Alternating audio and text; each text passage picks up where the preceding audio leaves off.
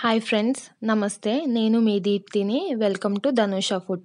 ఈరోజు మనం చేసుకోబోయే రెసిపీ వచ్చేసి తెలంగాణలో ఫేమస్ అయిన సర్వప్ప ఈరోజు మనం చేసుకుంటున్నాం. మనం ఏదైనా స్నాక్స్ తినాలనిపించినా లేకుంటే టిఫిన్లోకి అయినా ఇలా చేసుకొని తినవచ్చు.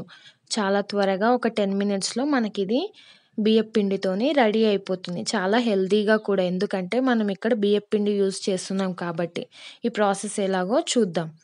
ముందుగా ఒక పెద్ద బౌల్ తీసుకొని దాంట్లో 1 కప్ దాకా బియ్యపిండి తీసుకొని ఆ బౌల్లోకి వేసుకోవాలి. తర్వాత శనగపప్పుని ఒక 15 మినిట్స్ టు 20 మినిట్స్ దాకా నానబెట్టుకుంటే కొంచెం మెత్తగా అవుతాయి. అవి తింటున్నప్పుడు చాలా టేస్టీగా ఉంటాయి. తర్వాత 5-6 కచ్చాపచ్చాగా దంచుకున్న పచ్చిమిర్చి, లేదంటే మిక్సీలోనైనా గ్రైండ్ చేసుకోవచ్చు. ఇప్పుడు జీలకర్ర, వాము కొద్దిగా క్రష్ చేసుకొని వేసుకోవాలి. తర్వాత చిన్నగా తురిమి పెట్టుకున్న కరివేపాకు, రుచికి సరిపడా సాల్ట్ వేసుకోవాలి.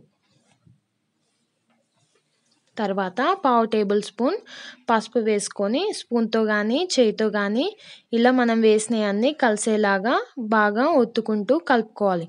తర్వాత ఈ పిండిలోకి కొద్దిగా వాటర్ పోసుకుంటూ బాగా గట్టిగా కలుపుకుంటూ పిండిని మెత్తగా కలుపుకోవాలి.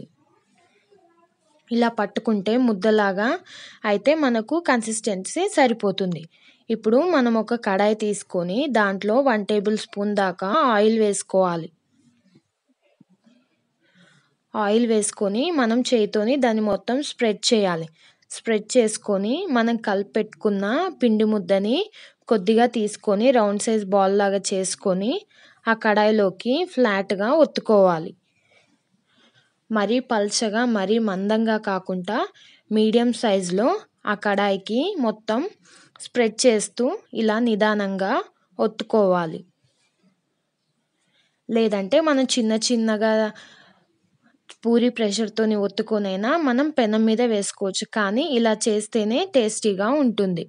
ఇప్పుడు ఇలా స్టవ్ పైన కడాయి పెట్టుకొని వాటికి చిన్న హోల్స్ పెట్టుకోవాలి. తర్వాత ఈ హోల్స్లో కొద్దిగా ఆయిల్ వేసుకుంటే మనకు ఆ పిండి అనేది కొంచెం బాగా ఫ్రై అవుతుంది. ఇది లో ఫ్లేమ్లోనే ఒక 10 మినిట్స్ దాకా కుక్ చేసుకుంటే సరిపోతుంది. కావాలనుకుంటే మీరు 2 సైడ్స్ కూడా కుక్ చేసుకోవచ్చు. 2 సైడ్స్ కుక్ చేస్తే కొంచెం గట్టిగా ఉంటుంది. మెత్తగా ఇష్టపడేవారు ఇలా 1 సైడ్ కాల్చుకుంటే సరిపోతుంది. చూడండి, మనకు పిండి అనేది అనేది ఎంత కరెక్ట్గా వచ్చిందో. అంతేనండి, తెలంగాణ స్టైల్లో మనకు సర్వప్ప అనేది రెడీ అయిపోతుంది. ఈ రెసిపీ కనుక మీకు నచ్చినట్టయితే లైక్ చేసి షేర్ చేయండి. Thank you for watching.